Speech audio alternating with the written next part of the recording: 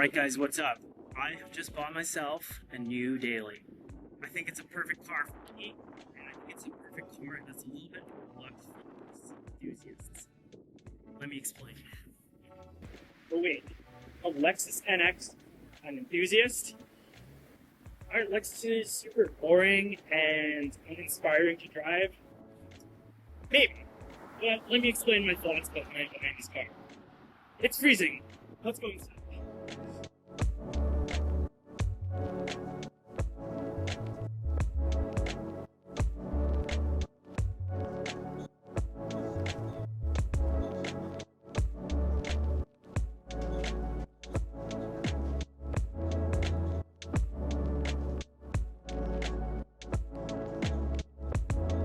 So first, let me explain kind of what I was looking for in a car. The first thing was I kind of realized that I wanted an SUV. Now, don't get me wrong, I love sports cars, I love driving, but for this car, we wanted something just practical to run around town and run our errands in. Beyond that, we have a small child, and it's just a little easier when the car seat is a little higher off the ground compared to something low slung. When we're shuffling the kid in and out of the car, it's just a little bit easier when the car is a little bit higher. More than that, though, we also have some pretty serious winters here in Canada. There are occasions where the extra ground clearance is really nice when there's a snowstorm. Don't get me wrong, you could survive in touring in a hatchback or something else with four-wheel drive for most of the winter, but there still are storms every once in a while that give a decent amount of snow on the ground, and it just helps to have a little bit more ground clearance. There are occasions once in a while where we do need the ground clearance if we're going camping or staying at a cottage which has uneven roads, dirt tracks, etc. I know it's not often, but it was something that for us made sense, and we were kind of looking for an SUV. Now, could I have not gotten a sportier SUV? The NX is not really known for being the sportiest, and that's exactly the point. I just feel like the whole sports SUV thing is a bit of a gimmick, and most people are not using their SUVs in any sporting manner. Take, for example, the Porsche Macan, widely known as the best sports SUV out there. But I would just ask, who is actually carving up a back road in their Porsche Macan? Who's driving it on the twisties and enjoying the driving dynamics of it? I would probably say less than 1% of the drivers, and probably less than 1% of the time. For me, it just made a little bit more sense to buy something reliable, boring, and comfortable for the Monday to Friday, and then hopefully down the road buy something a little bit more dynamic and sporty for those weekend drives. As much as a Porsche Macan is super sporty and way better than other sports SUVs, it's just not going to compare to a purpose-built sports car or even a sports sedan on the back roads. So for me, I decided to just get something practical now and something sporty later down the line. Let me just give you guys a little bit of a mini review, or at least some of the pros and cons I've found while driving this car so far. So starting with the biggest pro, which for me is the interior, and they're kind of the reason I got this car. I just feel like the interior on this car is a step up from something less premium and has a really good balance of functionality with, I guess, style. This interior, let's be clear, is not that exciting. I would say that the Mercedes interior is a little nicer looking. To tell you the truth, the Mercedes cabin is a little bit creaky, I think. This cabin is pretty bulletproof, and when I first looked at it, I thought it was a little bit boring. You kind of had this screen and not much else, especially if you compare it to the last generation NX, which had the analog clock and a really cool swooping console in the middle. We don't really get that here. We kind of just get this screen, but the screen is functional, it's bright. Most of the things that we need to get to are pretty easy to navigate to. It's also pretty responsive, which I definitely appreciate over some of the older sat-nav systems. And we do have physical buttons, which are pretty high quality feeling for the volume, the temperature, and the defrost amongst one or two other things. I also do like the steering wheel buttons. We have real physical buttons on the steering wheel. We can do the cruise control there, skip songs. It's a really functional interior, but I think it's also pretty luxurious and nice, especially in terms of the quality of materials.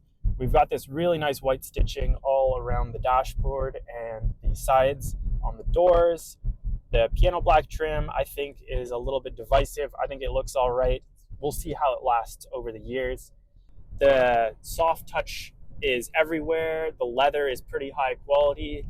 And I think it's the attention to details that you notice and you realize, okay, this isn't the most flashy interior, but it is a really nice place to be. Other than that, the way this car drives is nice. I like that it's fairly quiet. It's pretty smooth at low speeds. The engine, we'll talk about in the cons section a little later, but the pros on this engine in the 250, it's a 2-liter 4-cylinder gasoline engine. It's pretty smooth at low speeds. It gets off the line nice and smoothly, especially when I have it in eco mode, which is what I prefer it to be in for the most part. We're not talking Range Rover levels of quietness and bump absorption here, but we're also not in that same price range as the full-size Range Rover. So what you're expecting at this price point, I think it's a really good ride. The steering is also nice. I think it's not too overly light, which some luxury cars I think are a little too light when you're parking. The seats are also really nice. I think one of the nicest that I've experienced at this price point. This one has an extra bit of adjustable lumbar support, which I really appreciate. The headrest isn't too far forward, and some seats kind of make you crouch forward in a uncomfortable way. This, we don't suffer from that, and I mean, it's got pretty good lateral support, even though you're not really going to be swinging this car around the corners. As for some cons, one thing that I love to complain about in this car is the Lexus app and subscription. I forget what it's called. There's a few different subscriptions that you can pay for. In my opinion, they're all useless. They're mostly like roadside assistance stuff, which isn't really necessary. One thing that's locked behind the paywall of that subscription is the remote start, which I understand not doing remote start on the app, but you can't even remote start this car with the key fob, at least as far as I've been able to find on the 250. Some of the other Lexus models are supposed to have remote start. This car was advertised to me as having remote start, but I feel like it's only on the app. So it's not quite as egregious as the BMW heated seat subscription, if you guys remember that, where all cars had heated seats, but you could only unlock it with a subscription. It's not that bad, but it kind of reminds me of that situation, and I don't love features being locked behind paywalls. Another thing that I noticed kind of about this car, not really a complaint about this car, but it just feels a little bit smaller on the interior here than compared to a GLC or X3, some of its rivals.